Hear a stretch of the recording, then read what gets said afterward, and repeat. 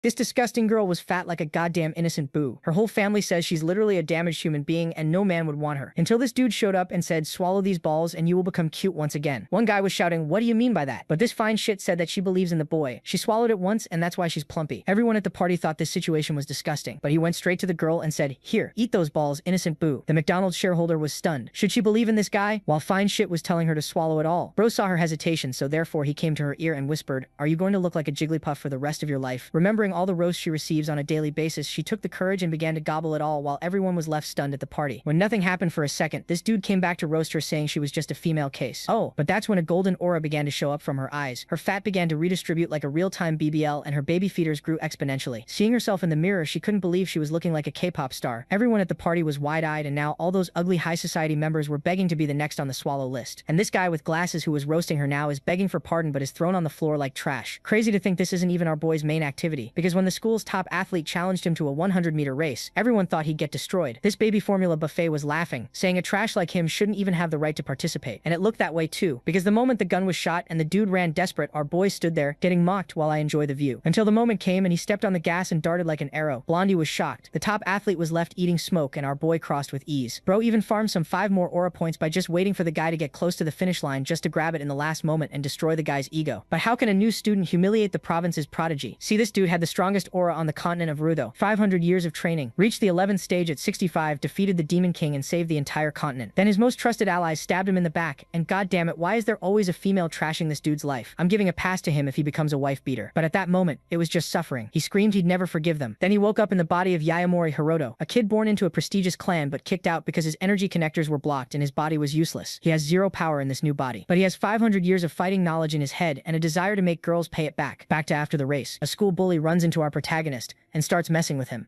Osaki, Haru, and Hokuba, from the boxing and fighting club, show up to give him a hard time. He knows the body's original owner was being shaken down by these bullies. They took his money under the excuse that they were protecting him. Hokuba lets Haru handle him, because there's something off about Yamori. Hosaki thinks dealing with weaklings like him is easy, and that one punch will do it. But things are different now, and Yamori dodges the punch easily. He hits back with a powerful punch to the bully's chin. From a cultivator's point of view, a boxing club captain is just an ordinary guy. Then he throws a huge kick right into his face. The boxing captain gets launched back and hits the floor. The bullies wonder if he's really Yamori. Our protagonist asks if they're scared of him. Those assholes don't care and come at him, but he grabs both of them and they cry out in pain, saying they were wrong. The two drop to the bathroom floor and cry, begging him to let them go. Meanwhile, the other bully who took the kick starts getting back up. He charges the protagonist to throw another punch but gets hit and goes flying. Threatening him, the hero says that next time he won't get off so easy. The ones left on the bathroom floor with their hands hurt think he's a monster. Saying they were wrong, they ask him not to come near them anymore. But the protagonist has other plans. They don't get it, and Yamori says they took stuff from him that he wants back. The bully immediately gives back what he took from him. Our protagonist knows he went too far, but those idiots won't have the guts to tell anyone. The school has too many people and it's an annoying place, and he wants to leave as soon as possible. Luckily, he also got a bit of money from his enemies.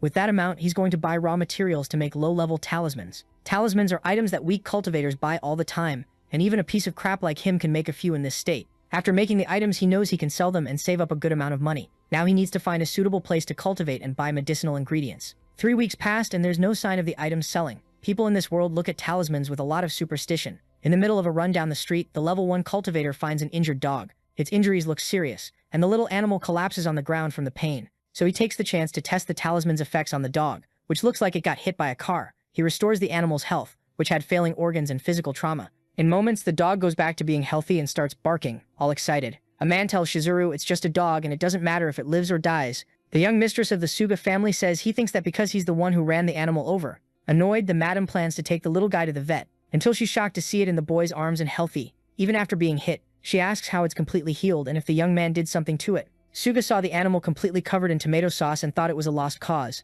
Seeing that she's going to a hospital to visit someone, the protagonist finds the perfect chance to show off the talisman, saying he simply used a blue protection talisman. However, Wada thinks he's a lying con artist and says he won't be fooled. He's sure the kid threw the dog into their path to rob them. Even with, he tells the young mistress not to believe anything. She asks if the talisman works on people, wondering if it can heal someone in a vegetative state, so the protagonist understands she wants to save the life of someone in a coma. Vegetative states are caused by physical damage to the brain, perfect for his talismans, which use chi to restore the body. Wada doesn't believe a piece of paper will heal her aunt and tells her not to touch the talisman. Our hero explains to the woman that it's simple to use, just hold it in front of the person you want to heal. He offers the big ones for 400,000 yen and the small ones for 200,000. The young master pays 1 million yen to our hero and wants to take everything he has. Wada tells the girl not to buy it because he thinks all of this is insane. However, the cultivator gets annoyed and grabs the man's hand when he tries to stop the sale. He tells him to stop meddling in his business, since the woman already agreed to buy the talisman, saying that if he plans to stand in his way, he'd better back off.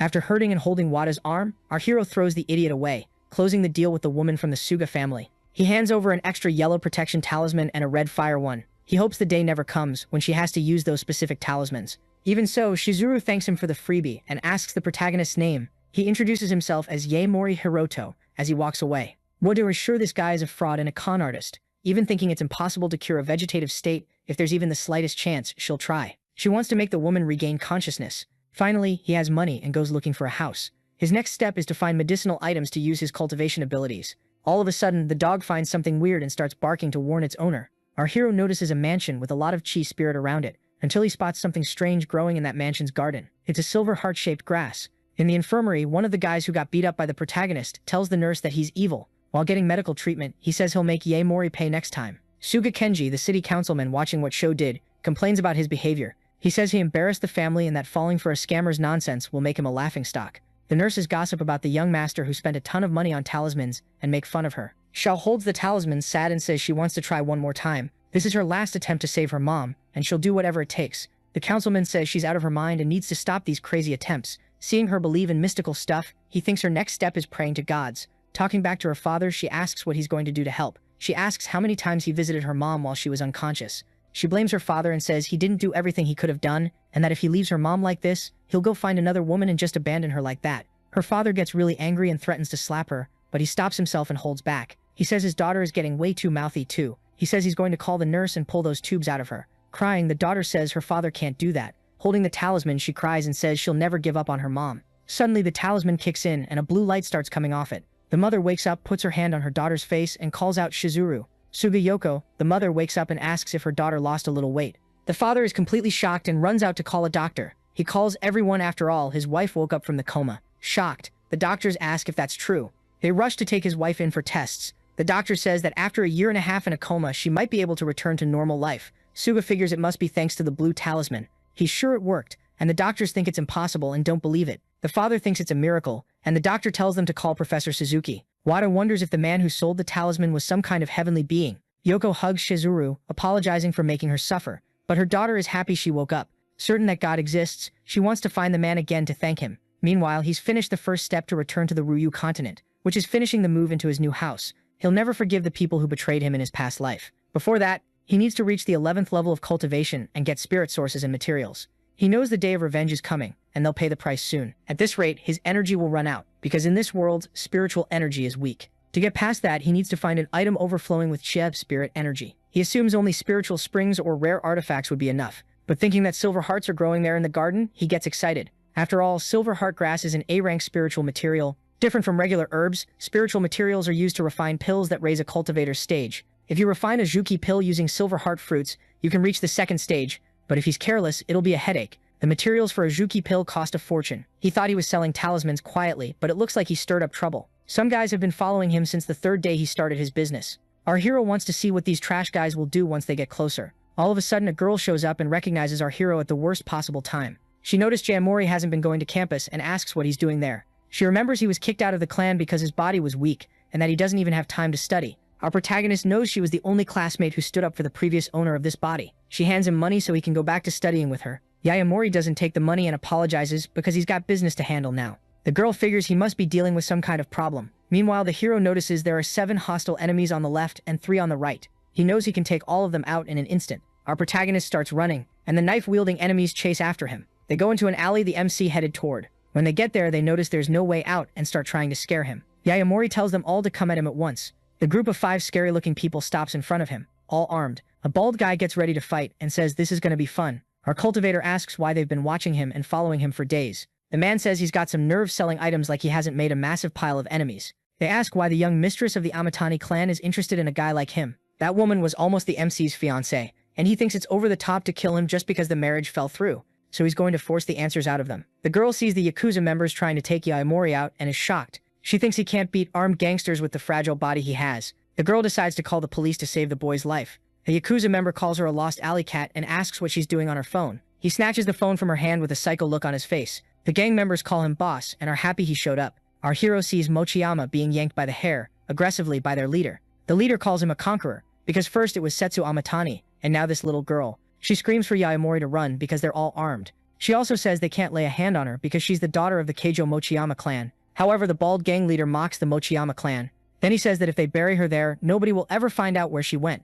The girl gets really scared, and the psycho says if she wants to blame someone, it should be her own stupidity. Right as he tries to stab her, the protagonist reacts and charges straight at him. He takes the knife out of his hand and pins him to the wall. Makaima wonders if that really is Yaemori. After all, he's really different. Our hero threatens them and says he'll only ask once, who sent them there. Somewhere else, they inform Inspector Kaya that the Scarfaces group is making moves in the alleys on East Street with a kid involved and a woman being held hostage. The investigator starts driving fast, full of adrenaline, and calls for backup without alerting Chief Onaga. He tells them not to act without thinking, because they're traffickers and they won't hesitate to kill people. With no response, he starts pressing the guy on the radio to see if he heard what he said. But his colleague says, terrified, that they won't need backup anymore. He points out that the kid he mentioned earlier took down the entire Scarface's gang. The bald guy asks if he really is the Yaemori clan's trash, and says his gang won't be beaten that easily. The MC asks if it was the Amatani clan or the Yaemori clan that gave the information, threatening him by saying he has only 3 seconds to answer. Begging, the bald guy asks for more time to answer. Our hero wasn't going to give in, but the police show up and order him to kneel.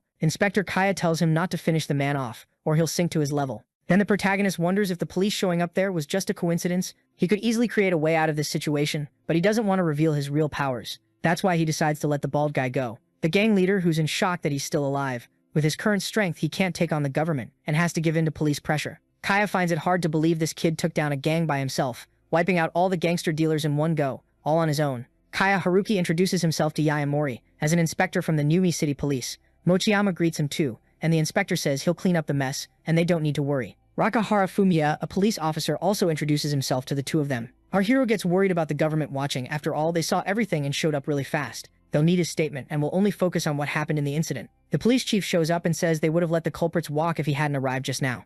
Onaga Raizu accuses the student Yaemori and says he's being arrested for assault. He shows the paper with the arrest warrant. Mochiyama is furious. After all, the guys on the ground attacked them first.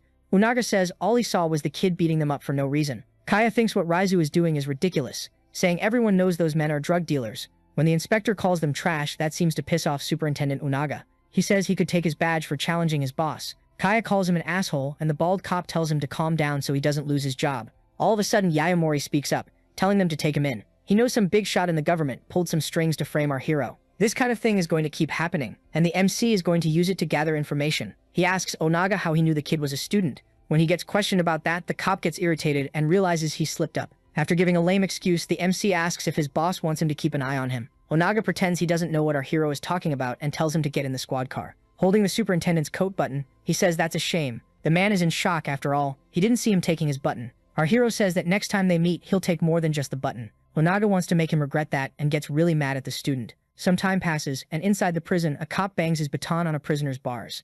The cop says the target will be there soon and the order is to eliminate him. That sinister prisoner closes his book and says he understands his mission. Our MC arrives at the prison with the guards escorting him and starts checking the place out. When the bars close, he feels like they're planning to attack him. He finds it interesting and wonders if the guy sharing the cell with him is the brains behind the plan. For a long time, that man had a personal rule. He didn't want to beat up a weak kid like him. But this time he got hired, so there's nothing he can do. Our hero asks if he's just another lackey. Yaemori felt a burning sensation the moment he walked into this place. He might be weak right now, but he can feel exactly what's coming off Funaki. He sees a really strong aura of spiritual IQ around him. Like a madman, the enemy says he's going to send the MC to another world in seconds. He charges at him with everything, wrapped in spiritual energy. But when he goes in for the attack, the MC disappears. He reappears right in front of him and shoves his hand into Funaki's face. He says he's confused because the only weak person in this room is him. The moment he says that, Yaemori slams his body into the floor hard. But he's caught off guard when the villain grabs his leg tight and gets up, throwing the protagonist away. Still, the hero manages to brace himself against the wall and doesn't take damage from it. Funaki underestimated him and is going to make our hero go through a lot of pain. But in the very next moment, he just gets popped in the face. When he looks up, he sees death and tries to defend himself. Even so, he takes a brutal kick that sends him flying to the other side of the cell. Our protagonist stays steady on his feet while his enemy is badly hurt. Funaki runs at him, winding up a massive punch and tells him not to get cocky, but he eats another one, right to the gut, feeling intense pain and flying back again. He keeps wondering why this is happening, and Yaemori walks up to him again. Radiating a ton of spiritual energy, he throws yet another punch at the enemy, landing it on his face and driving his head into the floor hard. Holding his face against the ground, he asks who sent him there. He also asks where and how he got spiritual IQ. Onaga on the phone asks what kind of monster the student he just arrested is. The person on the other end of the line thinks he's a screw-up from the Yaemori clan, not a monster. The superintendent wouldn't call him a screw-up. After all, he took care of the enemy without much trouble. Meanwhile, our hero waits for an answer from Funaki, who's on the ground beaten up all over. He assumes Yaemori is on a whole different level from ordinary men, like himself and everyone else. Our hero wonders if the people he's talking about are the cultivators of this world. A few years ago, Funaki met an old monk in Ryuja, who channeled his spiritual chi into one hand and sliced a giant tree like it was nothing. That monk gave him a bottle of divine water. As the years went by, he kept drinking the diluted divine water, just like the monk told him to. Little by little, his body changed into something beyond normal. This divine water the protagonist recognizes as spiritual liquid drawn from springs. Spiritual springs only exist in places with a huge concentration of spiritual chi. Our hero asks if Funaki has gone beyond the limits of a normal human, and why he takes orders from them. The villain explains it's because of his son, who suffers from lateral sclerosis. However, the divine water didn't work to cure his illness. That's why he wanted to make money. When our hero hears about ALS, he knows he can fix it. Funaki is stunned and the MC explains that giving spiritual liquid to ordinary people risks hurting them. But he can do it using a talisman. Funaki is surprised and doesn't think something that good could be real. To prove it, the MC uses the talisman on the man and all his wounds heal instantly. Our reincarnated guy is going to give the man a chance. He asks him to reveal the real identity of whoever's behind all this, and his son will be cured. If he refuses, he'll be taken out right now by our hero. Funaki confirms his theory that Yaemori wasn't just some ordinary guy. He says the man who contacted him to take him out was Hashimoto Kosei. Someone on the phone says Onaga got scared of a small fry from the Yaemori clan. That person is Hashimoto Kosei, owner of the Kozan Club, and he's going to pick up where he left off with the person in front of him. He asks the person what cut of meat they want to eat and whether they'd like something to drink. In front of him is a woman, chained up and gagged, desperate, crying. Kosei stands up and says she's a bad girl who doesn't even know basic manners. He yanks the tape off her mouth, hurting the girl, wondering which tooth he'll pull next, so she learns another lesson. After saying that, he pulls one of her teeth with pliers, causing the woman intense pain. His butler warns him that Lord Suma contacted them about Hirata Yaemori's situation. Kosei says he already assigned that job to some thug from Ryuja,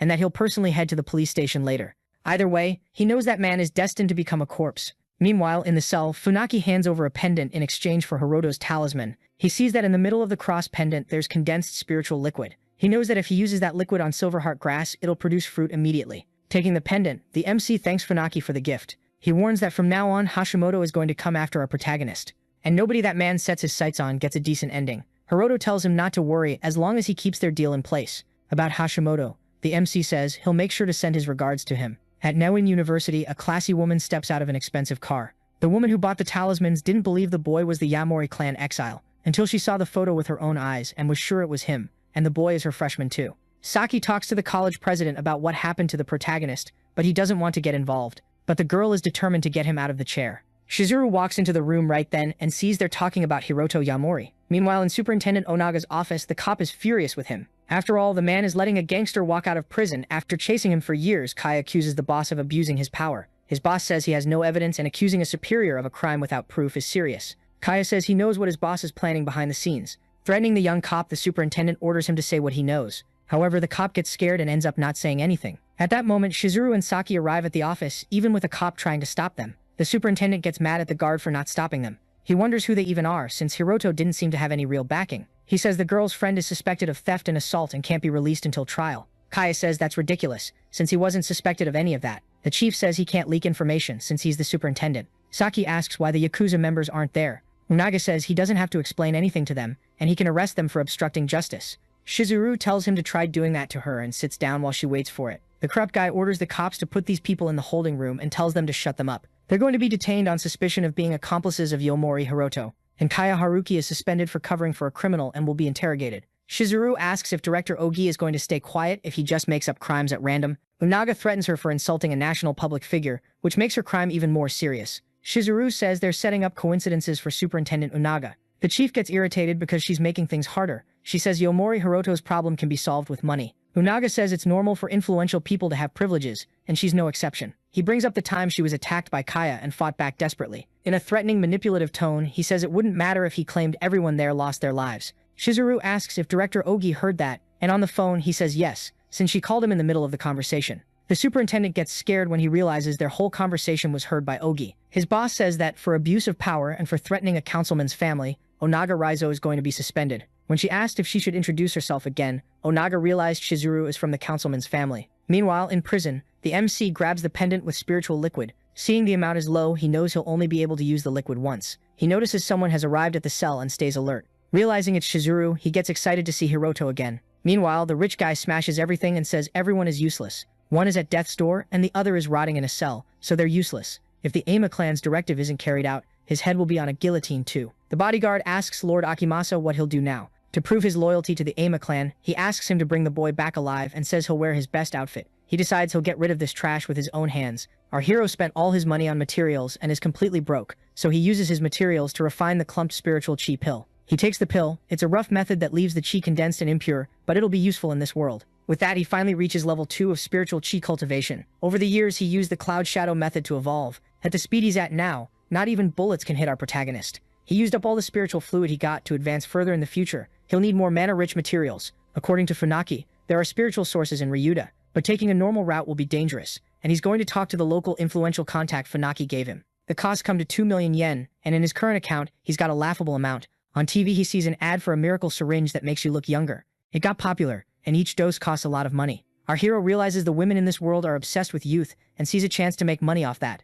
5 hours earlier, he was having dinner with Shizuru and can't believe she's Councilman Suga's daughter. That's why she had a direct connection to the superintendent. Suga said he had a favor to ask the MC. That's why he invited him to dinner. He asked if he was familiar with the Sugo building. Our hero knows it for housing the biggest cosmetics headquarters in the city of Numi. Shizuru says her family owns the whole place. The next night, she's going to host a gala event to celebrate the recovery of her mother, and she invites Hiroto to attend too. Back in the present, at the Sugao building, the gala starts at the top. Our MC knows that in his current state, he can't craft spiritual pills, only refine elixirs, so he's going to make some good money doing this low-level cosmetic. The opportunity is right in front of him when he sees the rich women at the party. Shizuru's uncles say that a woman in her 30s isn't young anymore and should just settle down, saying that if she doesn't get married soon, she'll end up just like her older sister Masami. The uncle tells Masami that because she was selfish when she was young, she can't contribute to the clan now that she's old. He also says she was unlucky, and she has nothing to say back to that. Shizuru and her mom tell the man to shut up. After all, Masami was the one who raised him after grandma left. Shiro says he's only saying it for everyone's sake and that they need to find Shiro a husband as soon as possible. He suggests she marry someone from the Ocho clan to avoid friction with them. Masami says she has her own reasons for not accepting that, but the annoying guy calls her selfish and says she'll never get back the beauty she had when she was young. Right then, Yamori shows up saying he can do that. He says Shiro was disrespectful for calling her damaged goods. Shiro gets pissed at Hiroto and asks who he is. He starts calling for security, until Shiro steps in saying she invited him because he saved her mom. Her mom thanks him directly for selling the talisman that saved her life. Our protagonist is kind and tells her she doesn't need to thank him. Shiro thinks they fell for some con artist scam and that she woke up thanks to modern medicine. Hiroto finally introduces himself as a researcher focused on time and value. He's also a business partner of President Suga. Everyone thinks it makes no sense for him to be her partner and be in this setting, since they're talking about youth through products. So he decides to show the answer to that inside the box he's holding. Shizuru's aunt thinks it's funny and wants to see what kind of trick he's going to pull. He approaches Masami, asking her to give him her hand. Then he asks her to take the product that's inside the box. Shizuru starts yelling, accusing him of putting poison in that sketchy pill. The woman asks if it's safe to drink that. Shizuru says he's trustworthy and decides to take the pill herself. Her mom decides to join in too, since the man saved her life. The businessmen say there's no such thing as an elixir of youth in real life. Our hero whispers in Masami's ear, asking if she doesn't want to feel young again. She cries after all the men call her old and insult her for her age. Determined, she takes the pill with confidence and swallows it. The Suga family uncles can't believe she actually did it. Seeing that nothing happened, they think it was poison or just a scam. Shiro points his finger, all smug, saying he knew it was a scam, until all of a sudden Masami's hair and skin start to change, completely transforming into a younger version of herself. That leaves all the partners and family members in total shock. The rich older women ask him to name a price and offer him insane amounts of money. They start offering more and more like it's an auction. The family knows that if they get the rights to it, they'll dominate the cosmetics industry again. But the company goes under, and the uncle tells the woman to be quiet, since his plan to become a billionaire is totally set now. The Kozan group offers 4 million for the rights to the product. Then the Rinkyo group offers 20 million. Shiryu says he's Shizuru's guest, and that this isn't an auction. After telling everyone to calm down, he goes over to talk business with Hiroto. Shiryu offers 30 million and a 70-30 split of the sales. But really, he wants 70% of the sales and to leave our MC with 30%, saying the Hoshisu clan's connections will help him a lot. However, Shizuru says the Hoshisu clan doesn't have connections anymore. Shuri gets angry because they're family, and she should watch what she says. He says she didn't care about the family at all when she lost 160 million of grandma's money. Pulling the Ocho clan's funds, the bank demands letters and asks if it should list them. Shizuru's mom asks if he ruined her mother's company. Shiro, shocked, asks how they found out. The girl knows he came to the event to suck her mom's money dry, just like he did with their grandma. She says she won't give a single cent to her maniac uncle, when he's the one plotting to profit. With no capital, he doesn't even have those 30 million. When she accuses him of trying to scam her mom, Shiro says that's not true. He drops to his knees, begs, and plays the worst siblings card. Annoyed, she says he let her down and that she helped his company because he said he'd changed. Kneeling and humiliating himself, he says she always helped him and covered for him. But she says she can't ignore his selfishness. After all, he destroyed their mother's legacy. She stands up from the chair and tells him to clean up his own mess. Shocked, Shiro asks if she's cutting him out of the company's business. Shizuru gives him the option of facing court and paying for what he did for the rest of his life, or selling his company to her for 1 yen. Suga tells Yaomori there are real pros at this party who can do business. He says he'll introduce them to our protagonist. 40 million is fair for him, and he should keep 80%, and he needs to be careful, because everyone there is a vulture. Hiroto trusts her to handle the business side of things. After the fancy event, she gets in the car and they head to his place. She notices the place is huge, and he modestly says it's rented. He thanks her for the ride, since it saved him a long walk. Right then, the woman says they're friends and he doesn't need to thank her. When he's surprised she called him a friend, Shizuru doubles down with a friendly smile. On the way home, our hero thinks it over, and realizes this new life isn't so bad. But when he opens his front door, he sees a puddle of ketchup, and his dog looking beaten down. The moment he arrived, the thug Kusei sent called him and warned him he was coming with a woman. Kusei thinks that's perfect, and orders them to capture the woman. He figures if he gets a taste of despair, Lord Suma will be satisfied. He hopes he likes the present they left. Our hero sprints toward the little guy and pulls out the knife. He throws his healing talisman and notices he's breathing, and he'll be able to save him with the item. However, right above him there's a man hanging from the ceiling with a knife in his mouth. He tries to attack, but the MC dodges and counters, leaving the other thugs in shock, while telling his dog to hide. Then he looks at the rest of the thugs and asks if they want to be taken down one by one. They all rush him at once, but our John Wick drops the first one. Another tries to attack but misses. He ends up with a messed up arm and then gets turned into a memory. The thugs change plans and grab firearms to start shooting at him. But right now, not even bullets can touch our boy. Meanwhile, the psycho blonde starts grabbing tools to do some nasty stuff. He moves in on Shizuru, who's crying in fear. The psycho asks if she really is Shizuru Suga, Kenji Suga's daughter. Suddenly, he gets a call on his phone and is told all his underlings were defeated. He's stunned to find out they couldn't beat Hiroto. When he hears Yaomori's voice, he says he really knows how to surprise people. The blonde warns our MC that he kidnapped the Suga family's daughter. Our hero says he's on his way there and tells him not to do anything to her, and not to drag innocence into this. On the phone, Kause curses our MC out for ruining his plans, and says he has 40 minutes. Yaomori crushes the phone in his hands, so angry, and promises to find Hashimoto. Kause plans to film a trailer for this video. He pulls the tape off her mouth, and his guards start banging on his door. Annoyed, he asks what the emergency is, and his guards tell him the fire suppression system was activated in the warehouse. Kause had them remove the warehouse alarms in case the police showed up there. At that moment, the woman closes her eyes because she's exhausted, until out of nowhere, the guards go flying from the impact. With no strength left, the woman starts calling for Hiroto Yaomori, assuming it's him. 1 hour earlier, Funaki, in the middle of the night, went to deliver an introduction letter to Ryuja. He got no answer on the phone and stops his bike at what should be the right address. Funaki wonders if he's standing in front of Yaomori's house. Then they tell Hashimoto that Hiroto Yaomori is back home, and Funaki hears it. He goes after them and sees the thugs who were planning to take out our MC. They also captured the woman in the meantime and put her inside a car. Funaki saw what Kause did, kidnapping Hiroto's woman and trying to kill him, sending assassins to his house. He started following the car that took Suga and sent the coordinates to the protagonist. Meanwhile, he interrogated one of the assassins who was in his house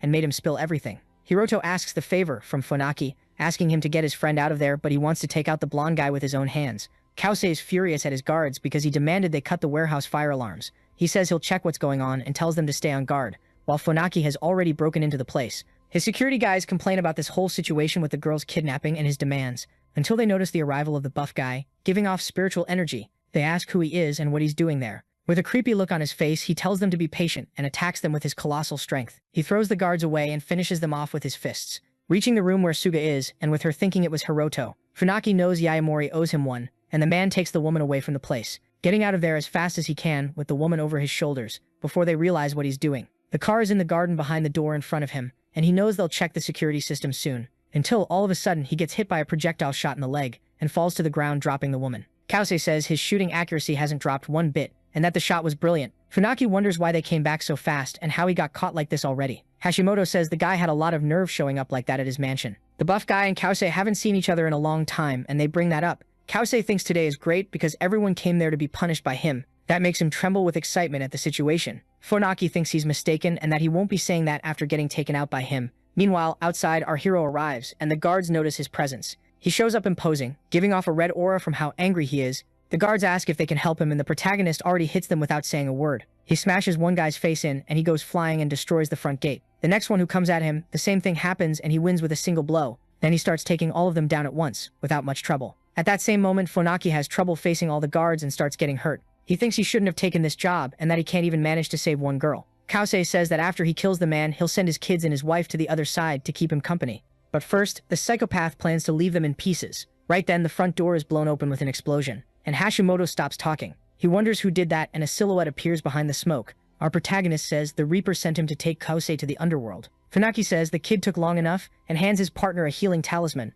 saying it'll work just like last time. The guards and Hashimoto start firing their guns, and the protagonist starts running, dodging the shots since bullets are useless against a second-stage cultivator. Kause is shocked by his speed, and right after that, 2 more get taken down. Seeing this, the blonde guy gets scared and starts running out the back door. Hashimoto didn't expect that and wants to run too, because he moves like a martial arts clan member. Desperate, he starts mashing the elevator button so it'll come fast and he can escape. The elevator doesn't come, and one of his guards gets thrown against the door, leaving the blonde guy in shock, telling Hiroto to calm down, hinting that the one who wants him eliminated is Lord Ima and that Kause is protected by him. Our hero has never heard of him and says the blonde guy is going to wish he wasn't alive from how much he's going to suffer. Terrified, Hashimoto lets slip that Elder Joe wants him dead for getting involved with the Amatani clan's daughter. The MC searches his memories, but he didn't have any with Setsu Amatani, so he thinks it might have been a setup. Kause says only the Amatani clan could have set all this up and tries to convince Hiroto to let him go, saying Setsu and the Amatani clan are very powerful and experienced. Kause says that if he lets him go, he'll speak well of him, and that he'll realize the value of that later.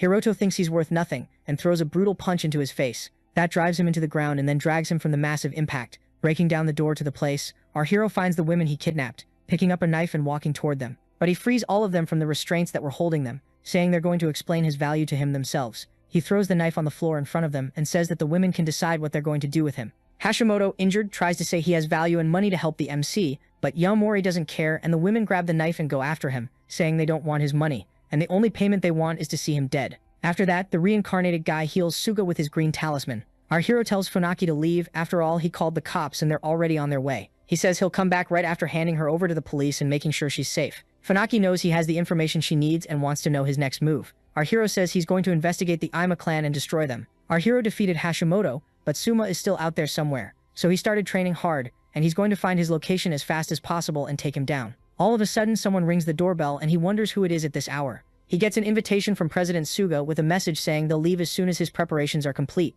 He doesn't understand what she means by leave. He calls her saying he got the invitation and asks what the suit is for. She tells him to look inside the invitation, and it shows it'll be a party hosted by the Hashisu family. Our MC is surprised he got invited to a Hashisu party. Shizuru says selling the Zhuyurin pill will bring them closer to the family and that they'll dominate the pharma market in the city of Numi. On top of that, it looks like his ex-fiancée will be at the event. He realizes it's Setsu, the young mistress of the Atani clan. So he puts on the suit and goes to the Hashisu family party. He notices Mr. Pierce and Akai Taro, who are part of the Kentaka group, the big shots in the city's business world. Our MC asks if they also want to get close to the Hashisu tonight. Even though he was born into a prestigious family, he has no idea just how huge they are. People came to this party desperate to make connections for business. At that moment, the head of the Hashisu family arrives, Amatani Setsu. Our reincarnated guy notices there's spiritual chi around her. He wonders if she's the original owner of Hiroto's ex-fiancé's body. Hashisu Nana, the family leader, is next to Setsu, and the MC suspects she's reincarnated too. He wonders if she's a cultivator, and if she has unique cultivation methods in this world too.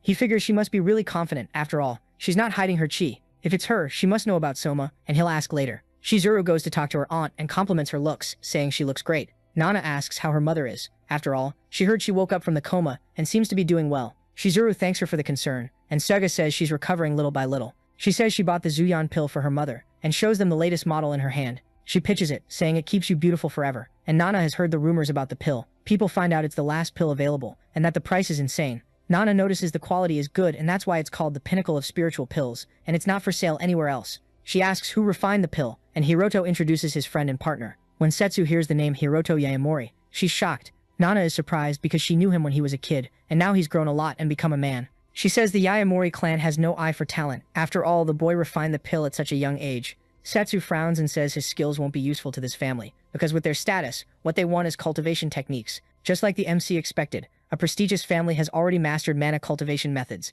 even if they're awful compared to his world. Nana asks who his master is, making our hero remember a red-haired woman. But he says it's just a hobby, and he doesn't have a master. And when he's about to say more, he's interrupted by a man who comes over to talk to his aunt Nana. No one knows who he is, but they explain he's a partner of the Suma family, and was at Keiju's party last year. Nana is happy he came and calls this man Joe. Our protagonist stays alert, because he remembers what his enemy said. The guy says Setsu will be mad at him if he did something wrong at Nana's birthday. Nana introduces the young mistress of the Suga family to Shizuru. After he asks who she is, Sumajo is captivated by her beauty and says it's a pleasure to meet her. Then he comments that he's heard good things about the protagonist and asks who he is. Hindin notices he's pretending and wonders how long he plans to play dumb. According to Hashimoto, Sumajo is supposedly a cultivator, but when he tries to scan him looking for inner IQ, he realizes the guy is empty. After the handshake, Joe says it was a pleasure meeting Hindin Noda Yayamori. Then he greets Setsu, and our MC keeps finding him weird, because while they were talking he couldn't feel any fluctuations and thinks he's not a cultivator after all. Even when he heard his name, he didn't feel any killing intent coming from Suma.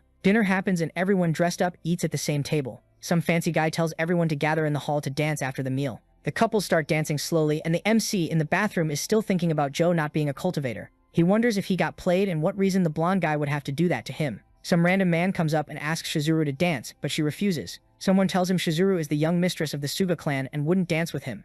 Everyone who asks her gets rejected. Even the heir from the Katagiri family got turned down by her. Right when the man is talking about what kind of man she would accept, he gets blindsided. His friend points to the scene that's got everyone in shock at the ball. Shizuru inviting Hiroto Yayamori to dance with her. Meanwhile, Joe leaves the party, getting into the limousine. He tells his guards not to let anyone come close. They obey, and Suma drives off. The guards wonder what Joe and someone else are doing in private. They've heard that Joe's guards end up losing their heads and don't even recognize their families afterward. They've heard the guards get swapped out day after day, and the last one suddenly disappeared. Suma gets slapped and gets chewed out for holding another woman's hand right in front of Setsu. The man apologizes, but a man with golden rings releases spiritual energy and says he'll only keep him alive because he thinks he still has the tiniest bit of use. But if he can't handle a simple task he's about to demand, he'll be eliminated soon enough. This is the original Suma Joe, the clan descendant, not the imposter who went to the party. The real Lord Joe gets out of the car and tells two guards to follow him to the hall. The guards notice the rumors were true, and only one person got out of the car with Suma. They wonder what happened in the limousine, and we see the disguised Joe tied up and completely restrained in the back seat. Back at the party, the real Joe apologizes to Setsu, because something urgent came up that he has to deal with. He notices Shizuru Suga is dancing with a man and can't believe it. After all, he's never seen the man she's dancing with right now. The two dance to the piano melody and look like they're staring at each other like they're in love. Until our MC pulls her closer to his body and she says he dances really well. She says that if they want to sell the Zuian pill to the Hoshisu clan, he needs to fit the vibe of the party. The body's original owner learned ballroom dancing, and thanks to the second stage of cultivation, his balance is flawless. Nana asks if Setsu didn't know about the boy's insane dancing skill, and she says that even if he's a good dancer, he's still just a commoner. Nana notices the girl was watching everything closely. Jomor notices Yamori has talent for dancing too. Suma tells Nana he just met Hiroto, and she didn't expect that. Even with the power of the Ama clan, Nana asks if he can't look into the past of a renegade child. Suma says they don't want to cause trouble in the city of Neiyumi, because it's Hoshisu clan territory. Nana thinks the means don't matter. After all, Hiroto's aptitude for alchemy is extraordinary. She just wants to tie his potential to the clan's future. She doesn't want to leave him running loose in the world any longer. Suma thinks Nana is threatening him, and that if Setsu weren't there, he would have gotten rid of her a long time ago, and he thinks about what to do with the trash that is Hiroto Yamori. The guests start gossiping about the MC annoying the protagonist's ex-wife, who says she's leaving. At that moment, she walks up to Yamori and says she knows exactly what he's thinking. And like she's the last cookie in the box, she blurts out that getting close to her is pointless. Our protagonist wonders what the blue-haired girl is talking about. Annoyed, the girl thinks refining pills won't make him rich and will only cover his living expenses. Our hero takes a sip of wine and doesn't answer, while she tells him to focus on himself and not on her. Hiroto snaps back hard, asking who she's even talking about in that little speech. She says the spiritual chi she's giving off isn't on purpose. It's because she doesn't know how to control it. The girl is shocked and asks how he knows that. He warns her that forcing cultivation can speed up absorption, but it'll destroy her body. She asks how a mere mortal could know that, and the MC says he can fix her problem. The girl doesn't seem willing to believe his pointless accusation. Hiroto tells her to believe whatever she wants, and he doesn't care if she refuses and loses her body. After all, the girl is running out of time and he wanted to help. She can think of it as a business deal, and he has a request for her. There's something he wants to ask Ima Joe. When he whispers what he wants in her ear, the jealous guy watches from afar, furious. At the end of the party, all the couples leave, heading to their cars. Nana catches up to the two of them as they're leaving together. She's interested in the Zuyuan pill and asks them to spare a moment to talk. Noticing she came to talk in person, he figures she wants more than just the pill. She says the protagonist and Suga have a lot in common, since after her parents died, her uncle started deciding her whole life. Luckily, she was recognized as a cultivator and loosened the chains that were holding her down. Now the MC understood why the girl's body is basically destroying itself, since she's trading her lifespan for a higher cultivation foundation. Nana is telling him this because she did everything she could to help Setsu, but her condition can't be cured. Just like Shizuru's mother, nothing works on the madam. That's why she wants our hero's help to save the girl. Aunt Nana is the president of the Traditional Medicine Association and trusts Hiroto more than doctors do. Even though it's true he can refine talismans in addition to pills, he realizes the legendary business cultivator they were talking about was him. Our hero compares it to the Ruyi continent, where cultivation methods were primitive. Besides that, Nana is also interested in the pill he's carrying and wants to do business with him on behalf of the Hoshisu clan. With Auntie in control, the profits from the pill went up tenfold, according to Suga. Auntie makes the request for help with Setsu official because she's a kind, delicate girl who deserves to be saved. When the marriage was annulled, she rebelled once, and that information surprises the MC. Suma steps outside the mansion and runs into Aunt Nana. After paying his respects before leaving, he notices Yaomori and Shizuru with her. He thanks our hero and holds out his hand for a handshake. Says he'd be delighted. If their paths cross again, Hiroto says he feels the same and that they'll meet again soon. The moment the MC grabs Sumajo's hand, he feels something weird. He feels a lot of spiritual chi radiating from him, different from before. After that, Joe gets into the limousine, and his bodyguard says there's a gift from Madame Setsu. When he opens Setsu's gift, he gets a butterfly origami and wonders what it means. He doesn't care and tells the fake Suma to hold onto it for him and not open it without permission. He noticed Hiroto is the same trash as before. He puts on his ring, and lightning starts shooting out of it. Then he tells everyone close to the MC to wait, since they're going to die by his own hand. Meanwhile, the imposter holds the box with the butterfly origami, which glows green. Then we see that our MC was listening to all of this. We cut to another place where Nana is analyzing some flowers, until all of a sudden someone shows up and gets her attention, and she quickly turns around. A man radiating spiritual chi says he expected that from the one called the Genius of the 100 Herbs sect. Even with his serious injuries and his cultivation destroyed, his ability to sense spiritual chi is still as sharp as ever. Nana asks who this cultivator monk is, who showed up out of nowhere. If he's just an enemy, she plans to escape and not fight. The monk knows she's the leader of the Hoshisu clan, and is sure she isn't planning to run. Like the saying goes, a lion uses its full strength even when hunting a rabbit. Even with her abilities declining, the two of them are going to go at each other with everything they've got. Nana notices he's being cautious and asks what his goal is there. The monk wants her to go with them and not try anything stupid. Another monk shows up and thinks it'd be easier to break her arms and legs. Nana touches one of the plants that gives off a strange energy. She says she'll make sure to keep them entertained properly. The skinny monk covers his nose and mouth and tries to figure out what that purple dust in the air is. The fat monk covers his mouth and notices it's poison. As long as she keeps the green heartgrass in her mouth, the poison's effect won't affect her. This poison will buy her some time to think about what to do, and she'll try to escape while she still can. But a black shadow with red eyes rushes at her and captures her. That means the man in the suit who showed up is from the secret shadow cult. The man says it's true that he belongs to the Hidden Shadows sect, and that he destroyed the sect of 100 Herbs that day. Nana says that day hasn't come yet, and there's no way they'd reveal themselves now. When she looks at his face, she's shocked by what she sees. Joe with Yanomori's face, saying he's going to finish off the leader of the Hoshisu clan. Meanwhile, the guards use the shift change to eat and rest. They start arguing about what they're going to eat and what Master Joe is going to want to eat. Leaving the room, he uses the Shadow Cloud steps. He enters Joe's room with the green butterfly in his hand. He lets the green butterfly go to detect his target's presence. He notices the man isn't inside that place. Meanwhile, the fake Joe is in a room eating instant noodles and watching shows. He gets really pissed that he has to put up with this horrible treatment just because he looks like Suma Joe. He remembers the threats he got from the real Joe in case anyone found out about their scam, saying he was just a fake being kept alive by him and would never become someone real. Annoyed, he decides not to follow the order not to open the box he was given. So he opens it, and the green origami butterfly starts flying around the room. The fake doesn't understand what that is, and behind him the MC appears. He asks if he recognized him and now understands why he didn't feel any spiritual IQ. As he gets closer, he says he's a fake and asks where the real Ima Joe is. Somewhere else we see a group of extras waiting for the MC to show up, and he's walking along thinking about how there's a spiritual vessel in this world. That means some really strong guy is backing these families. Because in a world with weak energy, it should be impossible to forge a vessel like that. But if the Suma family has a source of spiritual energy, the story changes. As soon as he solves this problem, he'll look for Ryuja's source as fast as possible and level up. The thugs corner him and say he made them wait too long. They say someone paid them a lot of money to see him taken down, and that they want to mess with him a bit before that. But when the MC gives them a hard stare, the guys are already shaking. Their leader tells the others to go at him, and they all start running toward Hiroto, weapons in hand. The gang leader thinks it's impossible for them to lose. After all, he brought his best and most skilled men for the job. In an instant, all of them get thrown back by the impact of our hero's strike, leaving their boss stunned by his abyssal strength. Our MC throws a punch with aura in his hand, and sends another enemy flying and in a lot of pain. The leader thinks this is impossible, and wonders if he's even human. Our hero asks who ordered them to attack him.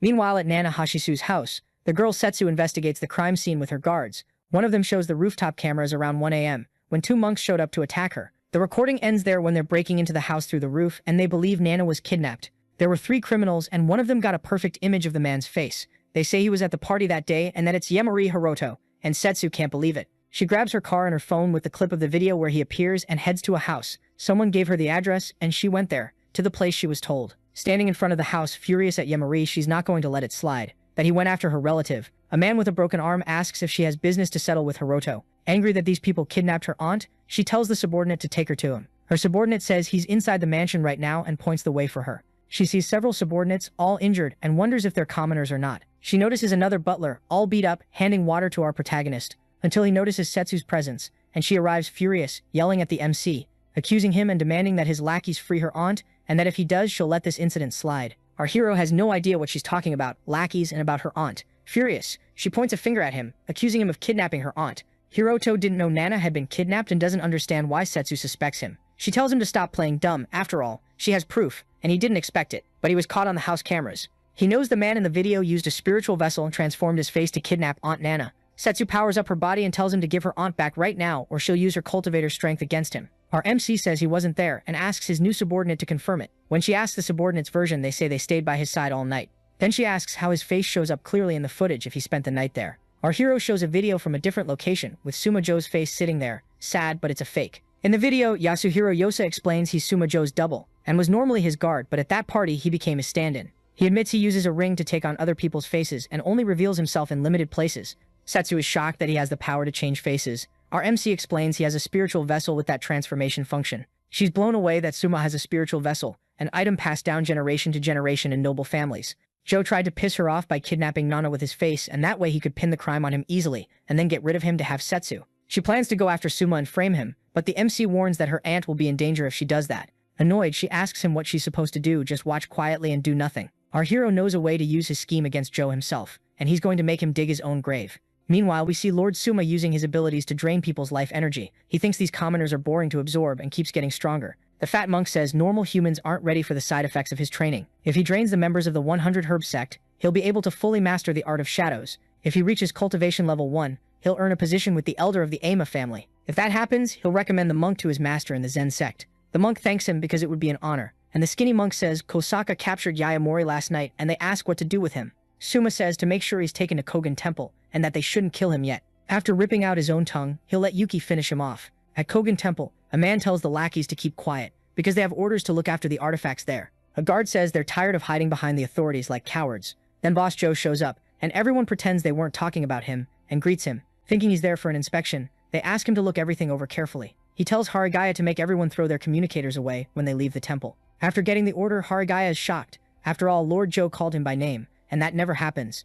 The guards at the temple pull up with a van and say to take Yayamori to Suma, and a masked person tells him not to do anything stupid. When Hiroto arrives at the temple, the white-haired man is happy they're meeting again. Our MC asks Aima what exactly he's planning. In response, he says he didn't expect this day to come, since there was trust at the private party. With a twisted look, he calls Yayamori a worthless bug for daring to talk to Yuki in front of him, saying his biggest mistake was working for Hashimoto, and that he should have taken Hiroto out himself. Hashimoto worked for him, and Yayamori wants to understand why he's going this far because of him. Suma's reason is obvious. He's Yuki's ex-fiancé, and it eats at the man. After all, she's perfect and was born to be his and no one else's. Our hero is shocked that this is why he's being hunted. Joe says killing him would be a waste right now, and a bug like him wouldn't understand that because he'll never experience a divine act. Seeing the spiritual aura around him, the MC thinks he's trying to summon a powerful ability. Nana Hoshisu's life force is really powerful, even if she and her technique were useless when she was alive. If you absorb her shadow, you'll become a cultivator, and then you can be called a deity. Our hero asks if it would be better for the Lord to get rid of him now. Then Joe thinks Yuki wants to get rid of him more than anything right now, and he purposely left the recording of Nana's kidnapping, which means the one who kidnapped her and took her out was him, and he says that while reshaping his face into Hiroto's, our hero understands Joe's plan, that he's using his face, and says it loud and clear. Suma doesn't get it, until the guard in a mask and cap takes off the disguise, revealing it's Yuki Setsu, saying she heard everything loud and clear, and now knows the truth about her aunt's kidnapping, leaving him in shock after all. The blue-haired girl wasn't supposed to be there hearing all of it. He pretends his aunt is fine and alive, and that everything he said was a joke, just to scare her. Yuki doesn't care about his excuses and demands they bring her aunt back, as she releases spiritual aura.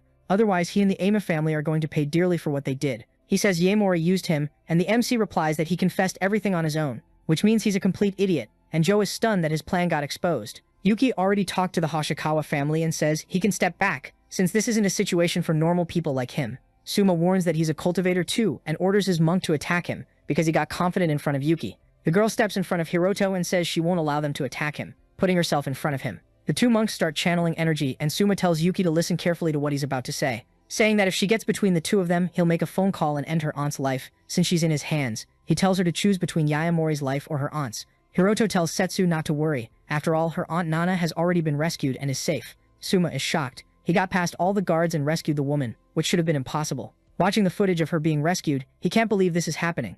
15 minutes earlier at Kogen Temple on the mountain trail, we see everything that happened. When all the guards were gathered with Nana, Joe's order was that they weren't to move until he called. Then he looked around to see if no one followed him and saw a message from his guard who betrayed him, telling everything to Yamayamori. Hiroto and Yuki wonder if Hiroto predicted all of this would happen. After all, he rescued her aunt really fast. They wonder if he's really the Yamayamori they knew. Suma and Joe order the monks to take Hiroto down and they rush the boy. In response, Yuki also charges at them, but the monks activate a spell. Pink mana arms grab her arms and legs, stopping her from moving. While she's trapped, unable to react, Joe tells her to watch Yamayamori's pathetic death. The girl gets scared as the monks go after the boy, telling Yuki she can't protect anyone. She starts blaming herself for underestimating Joe and for not having come there. At that moment, the MC dodges the monk's combined punch, coming at him with everything. He kicks one in the face and slams the other into the ground with all his strength. Yuki sees Hiroto Yamayamori's real strength and is surprised. The monk who got thrown spins in place, gets up, and wastes his substitution talisman he'd been given. Suddenly, the protagonist appears behind him like a monster, winding up another punch. Seeing how fast he moves, Suma thinks no human should be like that. Then he realizes Yamori is a cultivator and sees his spiritual aura pouring out really strongly. At that moment, Yuki is sure he really is a cultivator. The MC has been wanting to meet him for a while after all. He used his men to capture him and attack him. He plotted his murder using Hashimoto Akimasa, and also kidnapped his friends and attacked his pet. He remembers someone saying that having him buzzing around like a fly was really annoying. That's why our hero wants to finish the man off as fast as he can. Since our hero is a cultivator, Suma is going to use something he didn't plan to, because the price to pay is really high.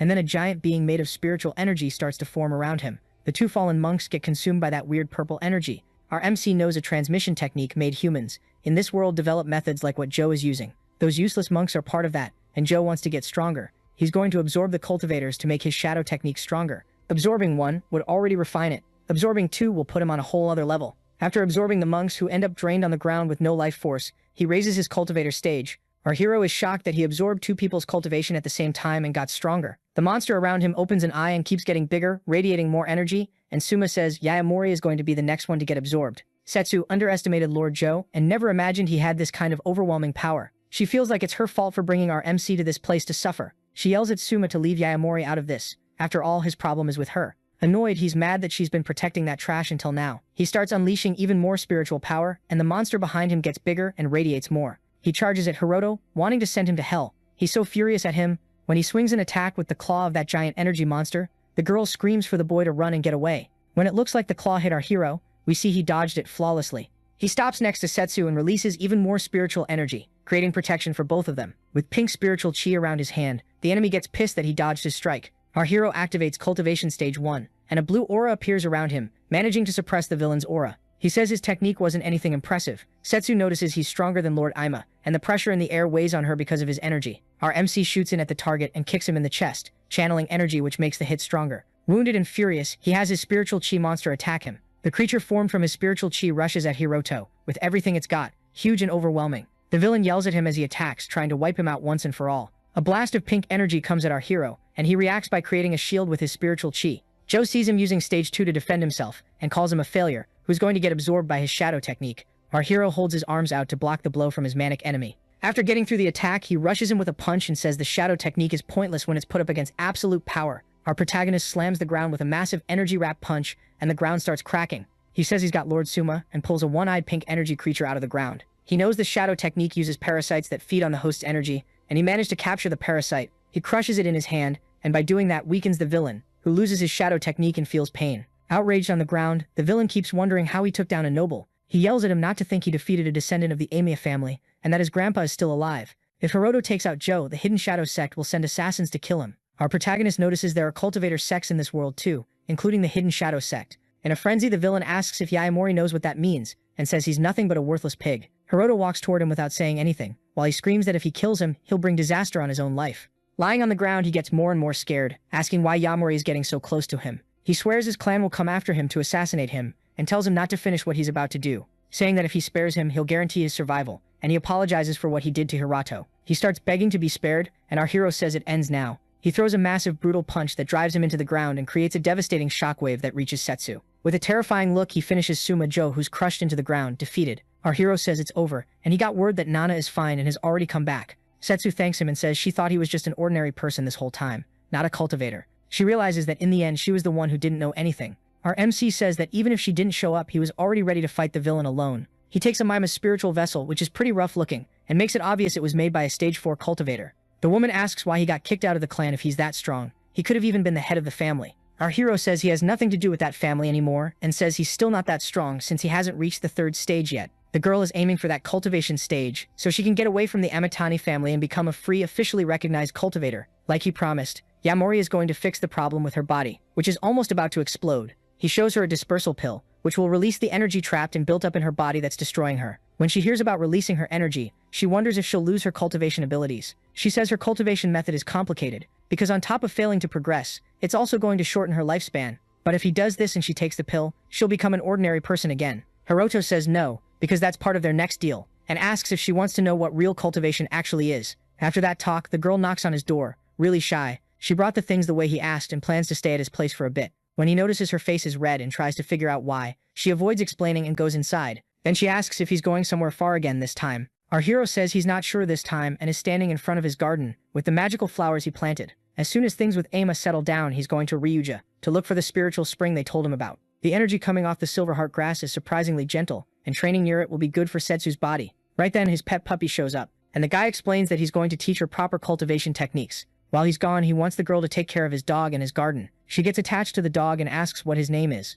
Our hero says the animal doesn't have a name, and Setsu says names matter because they give you a place in the world, and that he should name the dog. Our MC calls him Roku, and the dog reacts with happy barking, like he liked the choice. Our hero picked that name because of someone from his past life who apparently trained him. Roku taught him the fighting moves he learned. After that, the girl takes a bath and asks which room she's going to sleep in. Our hero tells her to use the guest room, which is already clean. She asks what's going on with the Ama family, and the MC says it's already been taken care of. Ama Joe isn't going to disappear from his higher-ranking relatives. On the Ama family mountain, we see Joe meeting his relatives. They ask if his uncle is coming out of seclusion today, and Joe gets scared when he sees the doors opening. As soon as the gate opens, a giant beast comes out, and an old man says 5 years fly by for cultivators, and thinking everyone waited for this old relic makes him feel honored. Ama Takuzo, Joe's great-grandfather, appears on top of a black lion with golden eyes. They congratulate him for reaching the 3rd stage, and say he's a legendary immortal now, and they pray his life will be longer and more prosperous. The elder laughs and agrees with them, then he tells Joe to come closer. He asks what happened with the family outcast Yamori. Joe explains that he's useless and ordinary, and that he couldn't deal with Hiroto in the end.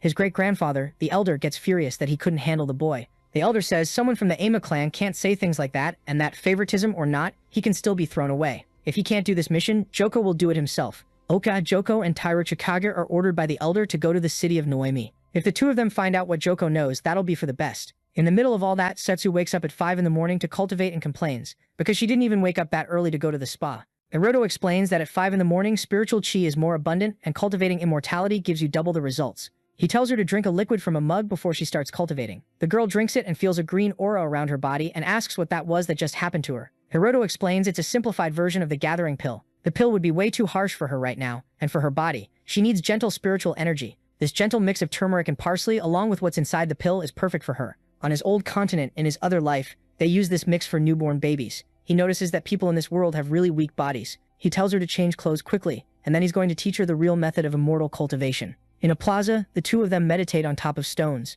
and she feels embarrassed to cultivate there. The MC explains that the closer to nature, the better it is to cultivate spiritual chi, and the forest park is the best place. Some old folks in the plaza try to figure out what the two young people are doing, and realize it's spiritual energy cultivation. They think she must be close with the guy, since they're going through this journey together. Seeing the girl getting restless, Hiroto tells her to focus and feel the spiritual energy around her. Her previous method was to forcibly hold in spiritual chi, and her body was holding other violent energies. Normal people can't see those energies, can't use them, and can't protect their bodies from them. But she broke the mechanism on her own. Cultivating spiritual chi leads to purification, extracting the purest part and nourishing your body with it. And purification efficiency is the biggest difference between her method and his. Her spiritual chi usage rate is 40%. With his method, you use 100% of the energy. Guiding energy into the body requires spiritual power, and it's in the forehead, called the platform, and she has to work to empty her mind. As soon as she empties it and feels that platform, she has to guide it. Setsu squeezes her eyes shut and tries to focus on emptying her mind. She tries to empty it and figure out where that platform is in her mind, full of spiritual energy. She can't feel her spiritual chi, because her mind is haunted by the image of her oppressive father. The old folks think something's wrong with the girl, since she's sweating so much. Sweating from all the effort, the girl can't see her spiritual energy, and our hero gently touches his fingers to her forehead. Our MC helps her and tells her to close her eyes and try to feel it again. Borrowing his spiritual power, she tries hard to feel her spiritual chi. The girl strains while he sends energy into her, and the old couple thinks the scene is really cute. Finally, she can see inside her body with spiritual energy flowing through it. She thinks it's beautiful seeing spiritual chi right in front of her. And the MC says that's the real complete appearance of spirits, which the naked eye can't see. Our MC breaks the connection and says that was enough for the first day of training. She needs to feel and guide her spiritual chi more. That way she can enter the first stage of immortal cultivation. The two go back home, and during her bath in the tub, Setsu remembers him gently touching her forehead and finds it annoying. Annoying that her focus should be entering the first stage of cultivation and nothing else, and she fights against her thoughts. A week later, the MC is at a place Snakehead gave him and wonders if this is really right. After a week, Ning can feel spiritual chi, and the energy pills will be enough to enter the first stage. With the strength she has now, she can look after her home without any problems. So he leaves for his trip without worrying and sees a vehicle arranged by Snakehead.